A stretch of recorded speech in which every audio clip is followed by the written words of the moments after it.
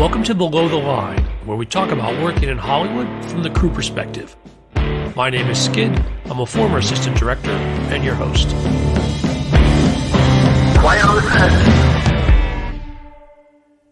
Today is the start of season 11, which is all about the Oscars.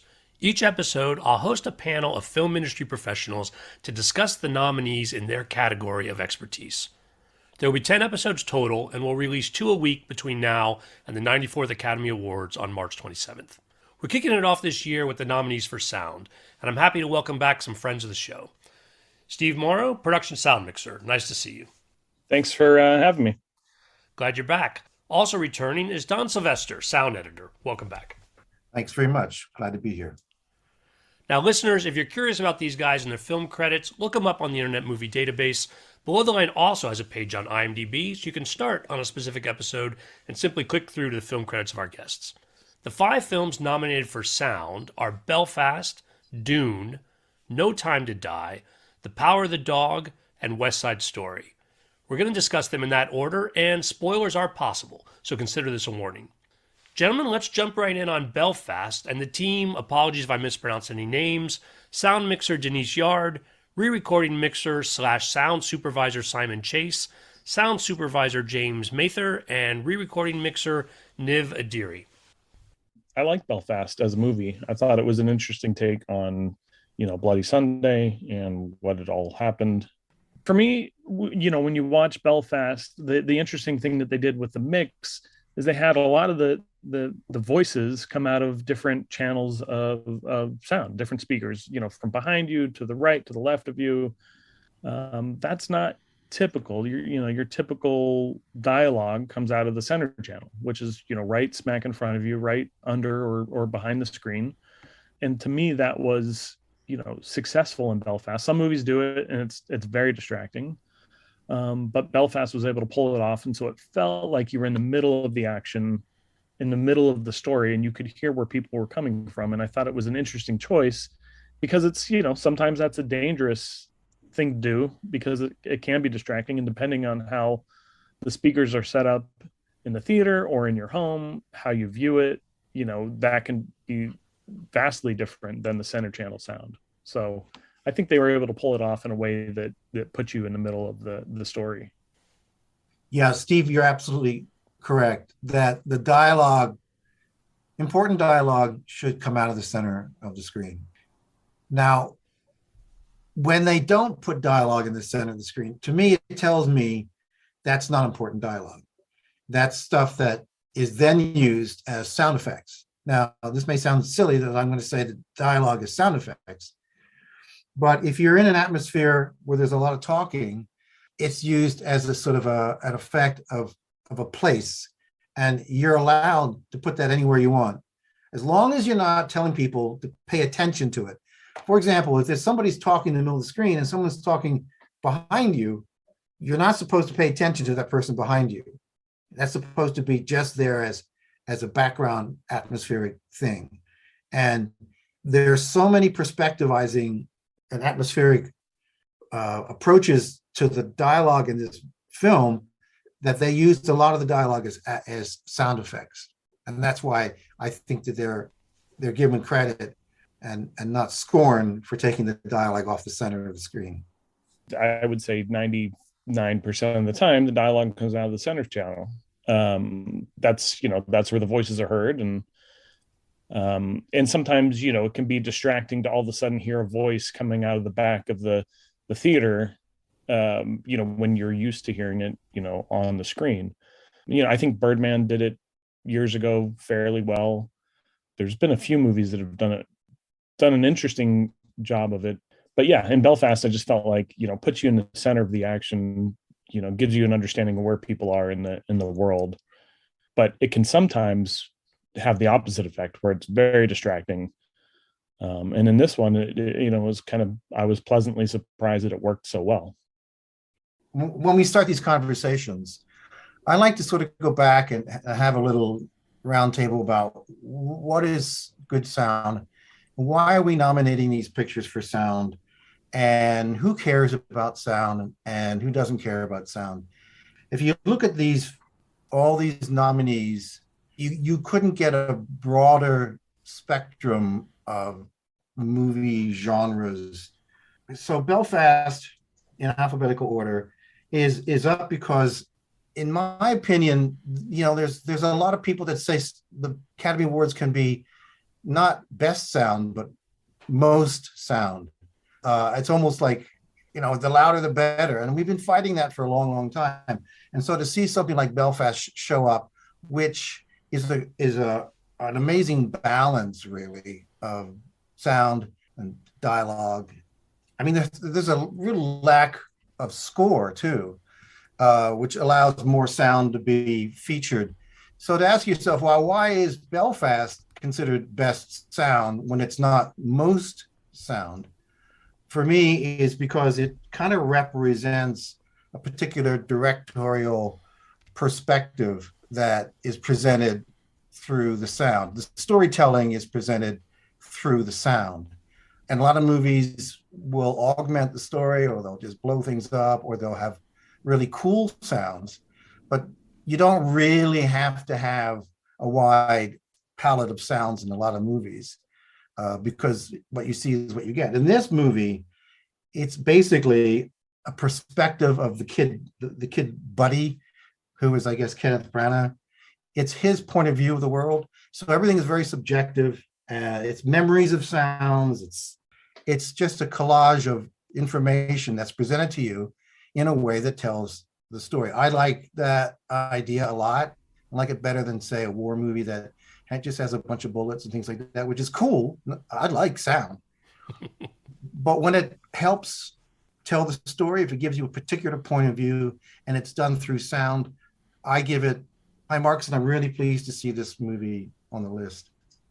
Yeah, for me, it was a surprise, early indicator that this movie would be nominated. Then that got me the interest. You look at all the different rankings online, and what people predict will be the prediction, right? And so I watched Belfast pretty much early on, and I thought, okay, this is an interesting sound film, just because a lot of the story is told, budgetary wise. Sometimes it's hard to recreate something that big, but with sound, I think on Belfast, you're able to give it a bigger environment, as opposed to just that one street that we see throughout the whole movie. I think what it does effectively is it gives you what all movies try to do sonically, and that is a personality of place. Like, you eventually begin to identify the sounds of the area as natural sounds, as common sounds, and then it tries to interpose uncommon sounds, like the invasion of the violence that comes into the neighborhood. And I think they do that very well, and especially when they're perspectivizing it or subjectivizing it through the character of Kenneth Branagh as a kid. So, I mean, you get the sense of where they live and what's happening that's unusual, and that's all done through sound. There's a depth of voices in the very opening sequence. I mean, you hear dialogue of people in the street. It's just a lively interchange of people in the street, and you get a sense of who they are and where they are. And then at the same time, you get this riot that comes and invades, and it's effective because it's treated in a way that we don't know everything. It comes to us in different waves of information, and we eventually learn what's happening story-wise. And that's what they do throughout the whole film. They take the limited information that the kid gets, and they teach us what's happening. And for me, that's the best use of sound you can do. You can actually select what you want people to hear, when you want them to hear it, and you're not painting the whole canvas with a big fat paintbrush. You're doing little paint by numbers here and there, and I think it's compelling and intriguing. I think it brings you into the story. Yeah, I agree with you 100%. It's there's a delicate balance there where you could overdo it, but I don't think they did. I think they did a great job. Yeah, they did a great job too. And what's interesting is there is very little score in it. I mean, there's a lot of source cues and things like that, and it's hard for me to pick out re-recorded dialogue. Like, most of it sounds like it's production, and to me that's a tribute to the way it's been recorded and shot. and the care they've taken into actually getting the performances, first time around without having to go back and fix a lot of the sound. So, yeah, high marks for me. Now, gentlemen, we had hoped not to be talking about it again this year, but COVID has affected or influenced a lot of people in the fact of not seeing these in the theater. Now, again, you guys have sound setups that you're going to catch it, but for the general viewing audience, do you think some of these subtleties we're talking about from a sound perspective are going to be lost by watching it at home versus in the theater?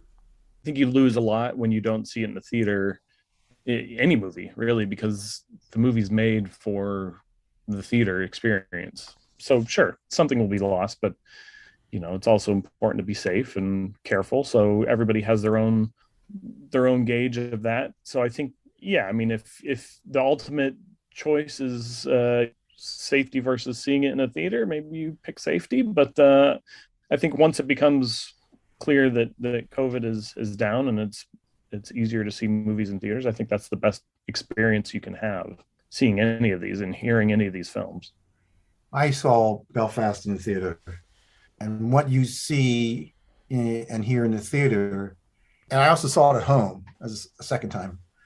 You can't say enough about the audience in a movie theater, because you don't get that at home unless you've got a very noisy bunch of people with you. I think that the reaction of the audience in the theater was as interesting as some scenes in the movie, and how they really embraced this movie and how they were pulling for the main characters was palpable. I could tell. And I like that a lot in movie theaters. I've seen a couple of these nominees in theaters, but I haven't seen all of them.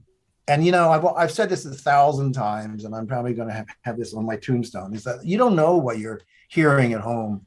You don't know what people have as they have a sound bar from, or do they have a big theater set up, or do they just have a Sylvania TV is my favorite reference, and they've written to me and told me to stop, but I don't care. You just don't know what you're getting. And when people spend hours and weeks and days and long nights mixing these movies in theaters, that's the ideal situation, and you don't get it at home. And a lot of times when it goes through somebody's TV, maybe their TV has an algorithm that translates it into their TV, and it's completely different. So, I mean, we don't know, God bless us all. I hope this COVID goes away soon, but I don't think you can really tell what the filmmakers intended at home. I mean, you get a passing grade, but I don't think you can really tell. The next film on our list is Dune. Sound mixer Mac Ruth, supervising sound editor Mark Mangini, sound designer / supervising sound editor Theo Green, re-recording mixer Doug Hemphill, and re-recording mixer Ron Bartlett. Dune. That's a movie where if you're watching it at home, you're probably going to lose half the sound. I mean, it has a very low end quality to that film. Although I do have to say, my caveat for this whole conversation is I've seen all of these movies at my house.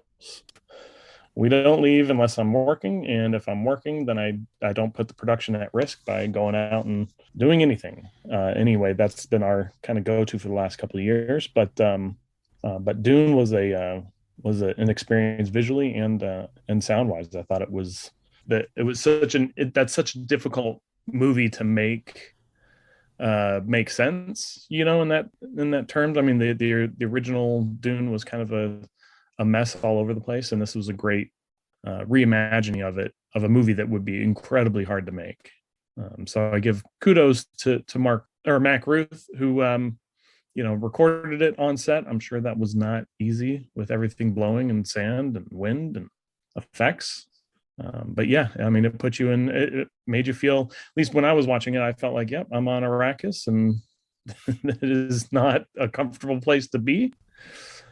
But yeah, I mean, they pulled off a lot of tricks that I thought were pretty great, pretty interesting. Here's a movie that is made to win awards, and I won't be surprised if Mark Mangini has a lot of videos of him on the set recording things, or going on in his backyard and re-recording things, or I mean, there's just a lot of care taken into presenting this film. as a sonic masterpiece. Now, not to say it's not a sonic masterpiece. However, it's the kind of movie that if it doesn't get nominated for sound, they really haven't done their homework. I mean, it's a science fiction. It's got military vehicles. It's got incredible visual effects. It's got an amazing score. If these things don't all conspire together to make your sounds that you put in there excellent, you know, you're in the wrong business. So it's really excellent work all around. However, I sometimes wonder if the overpowering score I'm hearing is score or is it sound effects. And I do think that they do that. They do sort of pass the hat back and forth. I don't know sometimes if it's sound effects. If it is music, then, you know, they're doing a good job with the sound effects if it's music. And if it's all sound effects, you know, they should make an album because it sounds like music. So all of this stuff conspires.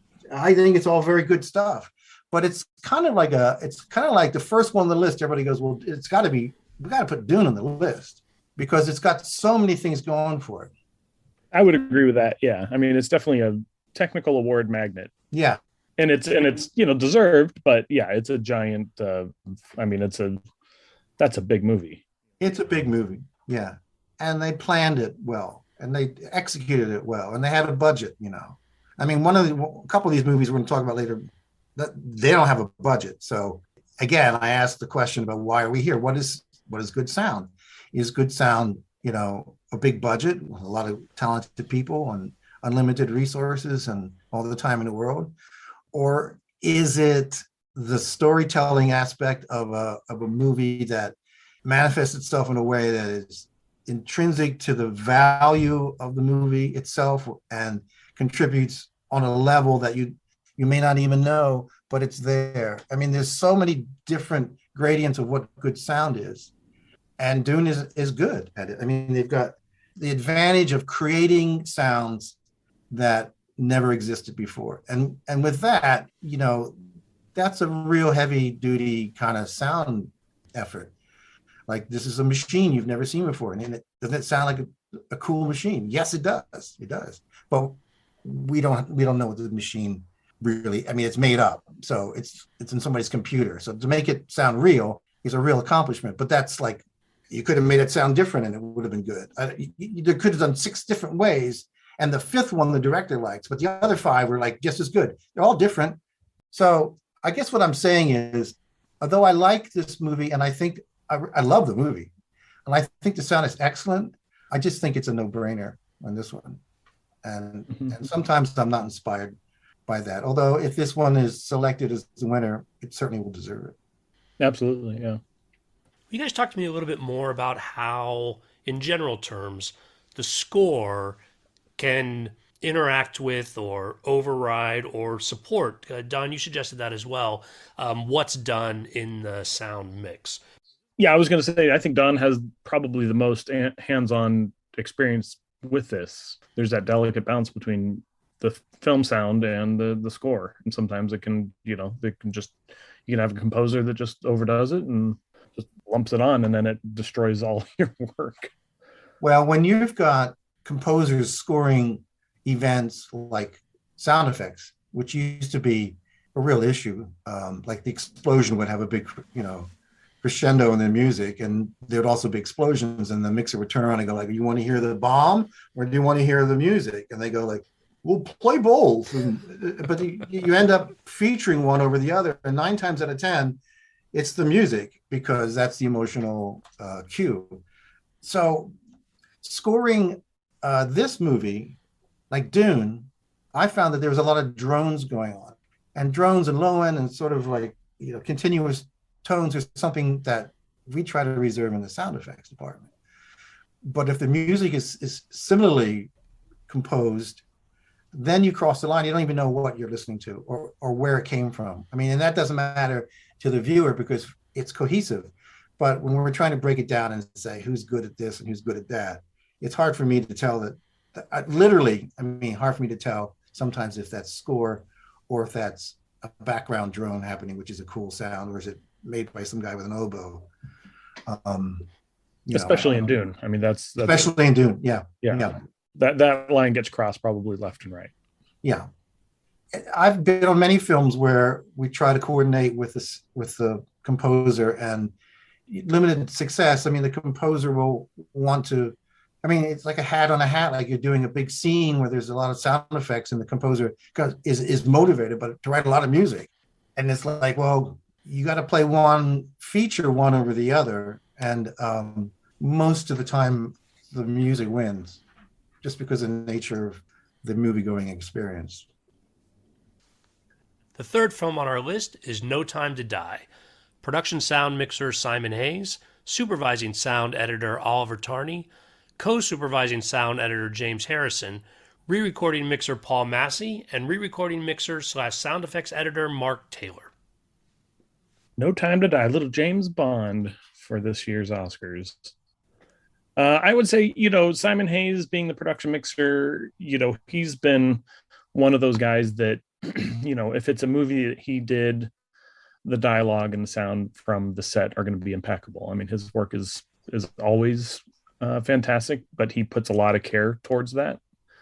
Not taking anything away from that, he's incredible at his job. And then you have 007, which is big action, guns, car chase. That's the big sound movie. Where it's the action film that's just wall-to-wall sound. So it sounded amazing. It helps tell the story, but does it stand out from other 007s? Maybe, because it's the last one for Daniel Craig. I mean, I enjoyed the movie. I thought it was great, sounded great. But it goes back to Don's earlier statement that sometimes it's just, obviously you have to have a sound there and you have to have it match what the image is showing. But I don't know that, it's one of those things. Is this another character in the film to help push the story artistically, or is it just sounds for sounds? Some of these guys on this crew have made Bond films before. I mean, this may be like their third Bond film. So they're no slouches when it comes to this. I mean, a Bond film has guns and vehicles and fist fights and daring do, close calls. Everything is a sonic event, and it has to be because it's an action movie. The nice thing is you get to record an Aston Martin this time around. You get to record a DB5 or whatever they are. They got to record other vehicles. It's nice to have a budget and get your bespoke sounds. All that's really good, and it's in general it's excellent. It's excellent sound. Again, I ask myself, well, what do we expect? We expect this to be excellent. I mean, it is excellent, and we expect it to be excellent. Yeah, it's a Bond film. I mean, it's gonna sound amazing. Yeah, it's got to sound amazing. Yeah, there's a lot of not taking anything away from Bond film here, or this one in particular, but there's a lot of great action movies that have great sounds. I thought The Matrix sounded great. It didn't come. The Matrix was really great. It didn't get nominated. There's a lot of great action sound movies out there that people just dismiss. And I'm sorry to say, it's more common than not to have excellent sound and really, passable movies just get overlooked. The reason this one's not being overlooked is, I guess, Daniel Craig. As you say, let's watch this movie because we can cry in our beer, and this is the last Daniel Craig movie. So it probably gets more attention than most. Did I think this was Oscar worthy? Yeah, I do. I think it's Oscar worthy. I do, in the sense that it is what we expect it to be, and it's well done. These are very highly skilled craftsmen, and I think that what they've done here, they are very proud of, and I don't blame them. Yeah, and I wasn't trying to take anything away from it. I mean, the movie sounds incredible. But it comes down to, that's, is there a difference between Bond and The Matrix and sounding incredible? No, if either one of them didn't sound good, it's a failure. The movie doesn't work. But exactly. No, that was my feeling about Dune was the same thing. If it didn't sound great, you shouldn't be in the business. So the Bond film, again, is it outstanding enough to be selected as the most impressive sound display this year. And then for me, then it goes beyond, well, it was excellent sound. It was really good for the movie, but was it unique? What did it have? Did it have any kind of special thing about it that makes it like you want to talk about it in your sound class at whatever high school you go to? And so I don't know. Yeah, I mean, I had a director once tell me on set, which was, Jason Reitman told, we had this conversation about sound and best sound. And, his perspective on it was, is sound another character in the movie that helps propel the story? Obviously, if there's no sound in the movie, the story doesn't go very far. But particularly, is sound another character that helps tell that story versus just there's sound that matches the images in the frame? So, and that could be both, but it's that's something that I always look at when I watch a movie.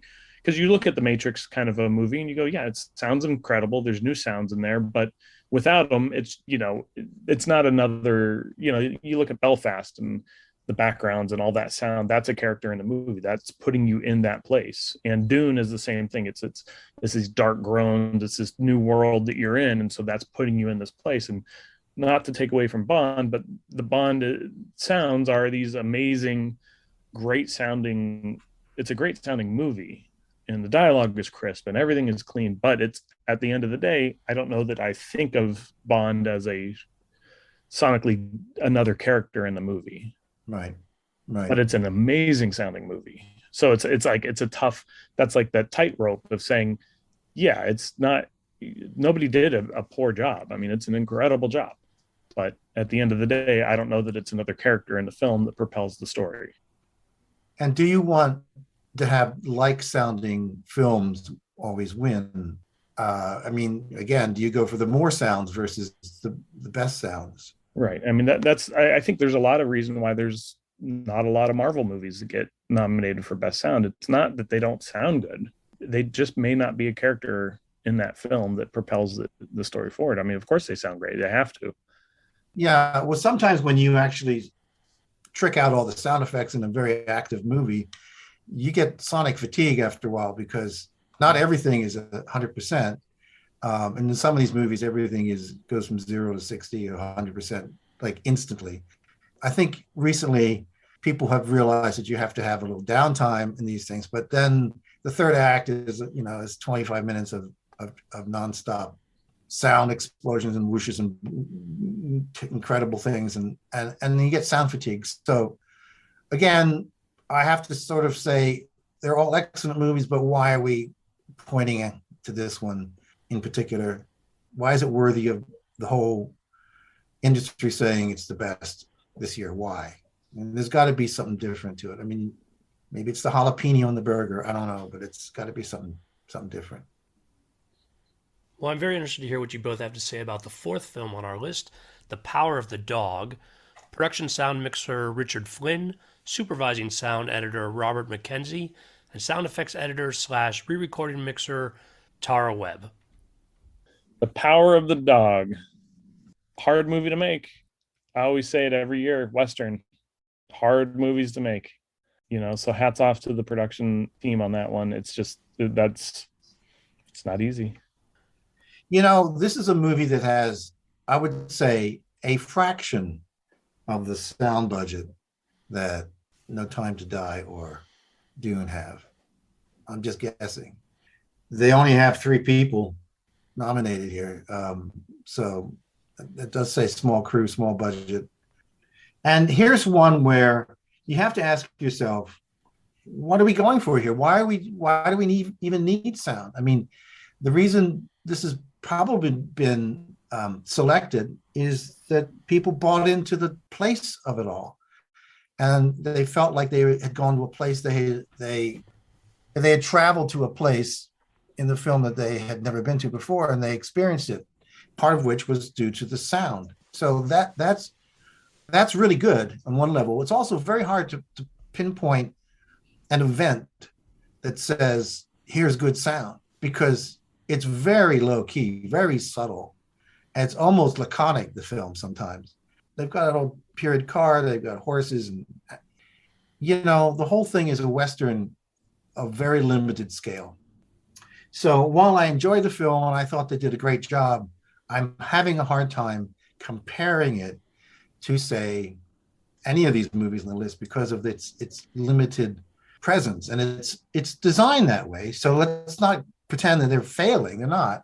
They're just the perspective of the sound is to be subtle and supportive, and it's effective that way. And it's actually very good that it's among this group here because we need more movies that have less sound because of the fact that the sound itself needs to be more selective in some movies and less wall to wall sort of events. So if you can tell the story and infuse your sound in it in a way that's subtle, I think you should get noticed as well, even if you don't have a big spaceship or a Aston Martin or something. Well, it's kind of a nice movie, just like Belfast, where I think the general academy and maybe the general population think of sound as the loudest movie, and I think that these are the movies that kind of will hopefully make people recognize that it's not just about the loudness and the wall to wall sound. It's more about the subtleties and what is sound is providing you as the viewer, the experience. And so, yeah, it may, is it the, one of the 5 best sounding movies of the year, according to the Academy, it is. But there might be other movies you could slot in there that nobody would be sad about. But I do think it's a great sounding film. I mean, the dialogue sounds nice, the atmosphere, it puts you into that world, and it's subtle. Like Don said, it's the budget is probably the catering budget for Dune. Post production is their whole budget, but what they were able to do with it is amazing. So the sound, it's a good sounding movie that's not wall to wall sound. So hopefully it makes people really think about what qualifies as better sound. It's not more sound. It's what tells the story better. Right, I agree, and I think it does a really good job. The only problem I'm having is comparing it with other films in this list because you can't compare. This is the difficult thing about sound being so subjective and using it for different purposes. I mean, you can use it to fix problems in many ways, or you can use it to support the storytelling, or you can use it just to get out of the way, and it's still effective that way. I mean, a lot of people take sound out for a dramatic moment. And so it's hard for this film, for me, to be compared with other films in this list. Every once in a while, we come across one of these that. I think it was last year, the animated movie, right? Was that? Yeah, exactly. Year? Exactly. I was going to say that. I mean, like, how do you compare this movie? I mean, there's so many movies that are largely production. And this is, maybe I'm wrong. Maybe there's a whole lot of sound effects there that sound like production. But I do think that the production played a really big role in this film, and I think that's an art that people don't recognize as sound. They think it's just normal. I mean, like, I told my mother what I do. We had all the sound in the movie, and she said to me, "Well, wasn't there a microphone on the set? Why do you have to add all this sound?" And it's funny because I get the opposite reaction from my family. Yeah, I record the actors on set. Yeah, but don't they just stand in front of a screen and re-say their lines? And then I think, well, no, not unless I messed it up or something happened. To go back to what you said earlier, Steve, about the sound being a character in the film, it seems on a smaller, more subtle film like this is the opportunity to make sound a character. In other words, that the boots are different, or that something about those sort of extra sounds are a chance to add to the character. And whether you think this film had that opportunity and did it or didn't do it, I'm curious if you noticed on that. Yeah, I mean, I think if I told you, okay, if I'm going to hire you to do sound on a Western, give me some library sounds of a Western. What are you going to give me? The boots, the spurs, the horses, there's certain things that you just naturally put in there that is expected. And so the choice of having or not having those is an obvious choice. It's like you can pick or choose to have them or not have them. But I think That's one of those hard. It's a hard movie to say that they made that choice out of propelling the story or not, or less it's just, because it is such a sparsely soundscaped film. My gut tells me it's their choice, but yeah, I mean, Don would have more of an insight into, maybe because maybe it just gets too overwhelming and all of a sudden it becomes a show about boots and feet. Back to sound being a character. I think sound is character, meaning that maybe there is a character in the sound, but I think that we only add sound when it fits the character. For example, the boots, the way a guy walks, the sound of his boots is entirely character driven. It has to match his persona, his personality. Let's say there's an issue here where you don't think he comes in forcefully enough, where you can fix that in the boots that you re-record and give them a little forceful attack, and the character now is more forceful. Well, that'll take us to the fifth and final film on our list, West Side Story. Sound mixer Todd Maitland, re-recording mixer / sound designer / supervising sound editor Gary Rydstrom, supervising sound editor Brian Chumney, re-recording mixer Andy Nelson, and scoring mixer Sean Murphy. West Side Story. We got the musical film for this category. Lots of singing, lots of dancing. I imagine 1950s New York sounds very different than 2020 New York or 2019 New York. A lot of magic in that. I thought the mix between the vocals and the singing was fairly seamless. I mean, sometimes you get this huge difference when it goes from production dialogue to playback.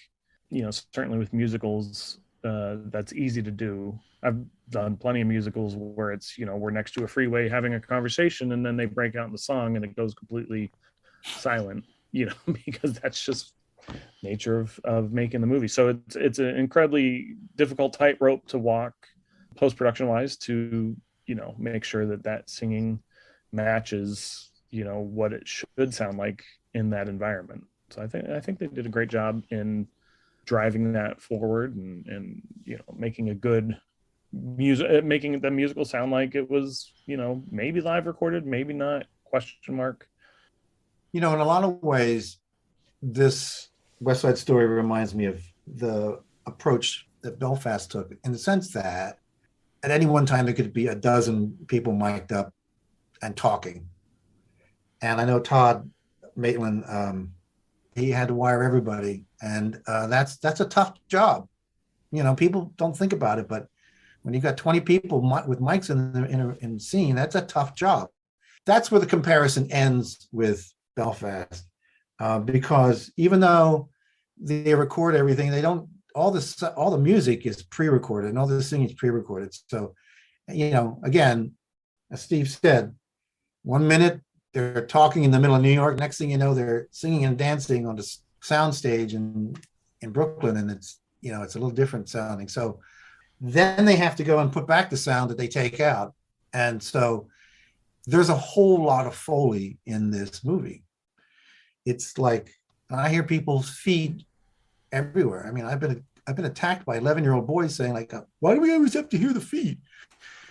And I don't have an answer for that, especially when they're too loud. I don't like, and I'm not, what else are you going to do with people singing and dancing? You're going to put their feet in. I mean, you have to do that.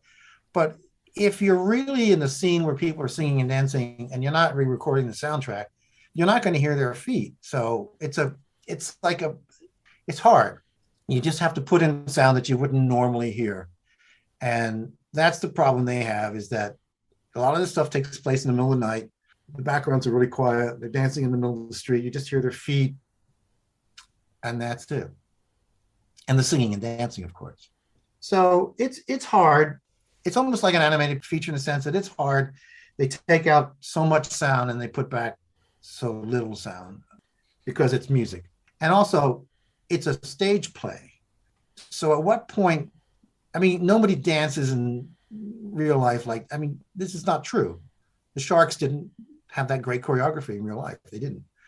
So when are you going to break the law and say, well, don't pay any attention to this? It's not real. We're just making a stage play. At what point did the sound come in and say, like, well, this makes it real? And they go, well, we don't need sound now because we're basically on, we're on a stage in New York somewhere. This is just a stage play and it's a musical. So adding too much sound is like, you're fighting the fact that this is a theatrical production. So why would you consider it great sound? You would probably consider it great sound because you like the music and you like the scoring of it. And this is where the combination of music and sound get in the way of each other, because now people are saying it's great sound, but they're probably really saying it's great music. No offense, Gary. I'm not saying it's not good sound. I'm just saying that I worked on a movie, Walk the Line, where they said it was great sound, but they really were saying that they liked the music. And I understand the difference. And in this case, I think it's music driven. That's why it's getting a lot of notice. Yeah, I think the mix does, help not throw you out of the movie every time they're singing and dancing, going from dialogue to singing and dancing. Like, sonically it could go completely dead and sound like they're just hitting play on a CD, but so that helps. But yeah, at the end of the day, is it do you love the music and the dancing as part of the sound, or is it the backgrounds and the toe scrapes and those all those things that add to it, to making it so that it's not this sound desert once music starts going? But is it necessary? I mean, is in like Don was saying, in real life, are people getting out in the middle of the street dancing and singing? And in real life, probably not. So why do we try to make it sound real? That's the question. But yeah, I mean, it's not real. So yeah, why are we making it sound real? Well, we're just trying to make it sound cohesive, and we don't want to distract from anybody by having people break into song. I do think that they put in a lot of sound backgrounds, music, just sound effects backgrounds, knowing that they're going to have to break away into pre-recorded musical numbers, and they'd have something left to play behind it, so that it wouldn't fall off a cliff. And some of that was, for somebody like me who is in sound, that was obvious. I could hear it. But I think just for the casual viewer, I don't think they would. I think that's the only way you can do it, is you have to have some sound that carries into the singing and dancing. Yeah, and it's always a choice. It's always a director's choice. What they want it to, what they want to hear. And it's a lot of the time it's, I'm going into a musical in a couple weeks that we're going to start filming, and there's a ton of conversations. Do you want them to sing live? Do you want it to be straight playback? And what are the differences? And for the most part, at least on my side of the scale, I always like to try to do it as live as you can, because the performances are better in the space that they're acting in versus the studio that was pre-recorded 2 months earlier. But sometimes you're, doing a movie that takes place in 1900 and the camera's on the side of a freeway looking the other direction. And so the audience isn't going to know that was the challenge. And so do you, try to get it live there and have it make no sense sound wise, or do you do playback and it makes total sense because, it sounds good like it should? So, I would imagine that there's a few live numbers in West Side Story, just some of the intimate stuff, or at least bits and pieces of it, to make it feel more real. And that's, on set, Todd did a great job. I mean, he's a good mixer, good, he does great work. And yeah, it's a lot of work, those movies. Have you guys seen Cyrano? Here's another musical, which I think they sang on set. I'm not sure. Can anyone confirm that? Yeah, I'm not sure. It just seemed to be more organic. Their singing, it seemed to be attached to their bodies better. Yeah. I've done a few, like La La Land for me was, Emma Stone's performance in La La Land was always live. But like her roommate song, a lot of the roommates, that was all pre-records. And then anytime Emma Stone comes in, we ducked the music, we recorded her vocal, and then the music would come back up for the other roommates. So it's a weird mix of both live and playback in the same scenes, which, like we talked about, it makes the post mix a little bit more challenging, obviously, because, we're basically hitting the mute button, once music comes in, that just gets deleted and has to be, patched up later. So, but yeah, I mean, that's an example. Like that movie is an example of, you do some things live and you do some things pre-record, like Ryan Gosling on the end of the pier. That's all just him lip syncing. That's just the pre-record played back. Whereas Emma Stone's, big song about her audition, her big audition song, that's all live, because those are the moments where I think you take a chance and hope the actor's voice, holds up, but you'll get a better performance out of it, versus something that was pre-recorded months earlier when you're maybe not fully in character yet.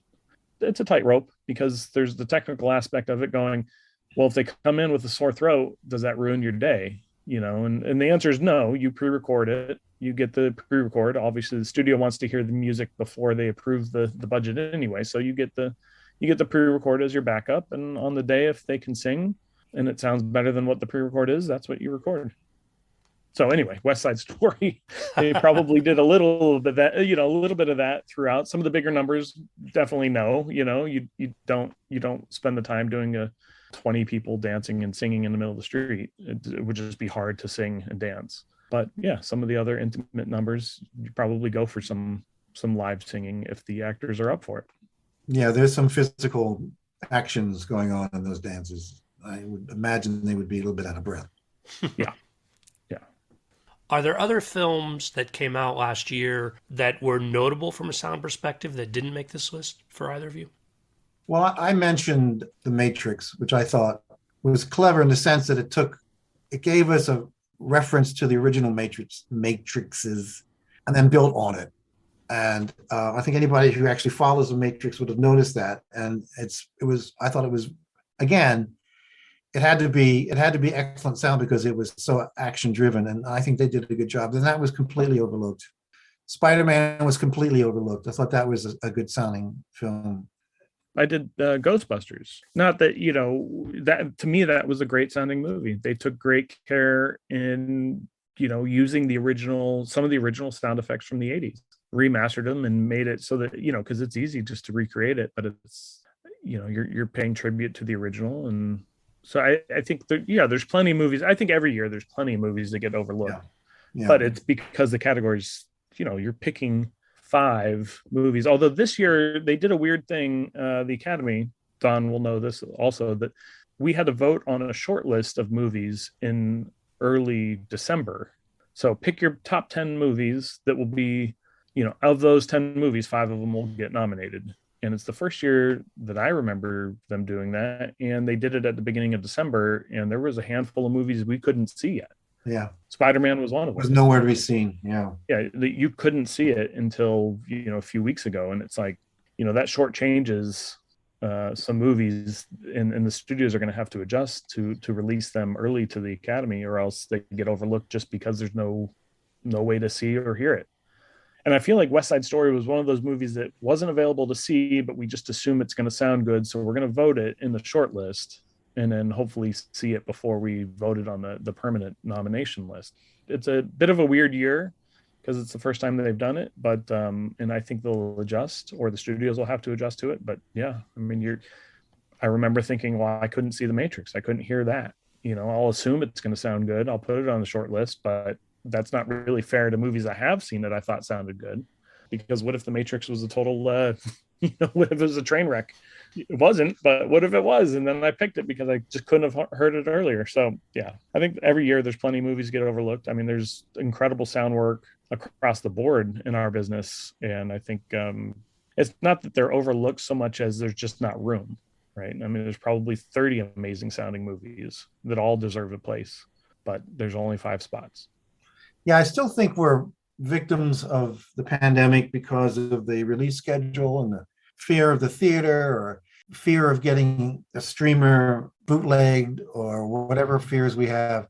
They don't send out physical DVDs much anymore, if at all. So you either have to wait at home and watch it at home, or go into a theater and run the risk of catching a disease or something. So yeah, I think that the schedule has been screwed up in a way that they're holding back certain films for release purposes, and it has hurt them in the run towards the awards season. But then again, there's going to be a lot that are going to be overlooked. I mean, this category to me is like best food, and everybody has an opinion about their favorite food, and it's not always the same. Right. It can't always be never-ending breadsticks, Pizza. Yeah. Pepperoni. Well, gentlemen, always appreciate you guys coming in and giving us this additional insights into these films. Once again, thanks so much. Thanks for having us, and we'll see you at the Oscars. Yeah, good luck, everybody. Listeners, that's a wrap. If you'd like to learn more about the podcast, please visit our website, belowtheline.biz. That's B-I-Z. It's easy to peruse past episodes, and you'll find links to all of our social media. That includes our page on IMDb, where, as I mentioned earlier, you can learn more about my guests. Thanks to Curtis Five for our music, John Wan for our logo, and all of you for sticking with us. Please rate us wherever you get your podcasts, and tell your friends. Thanks again from Below the Line.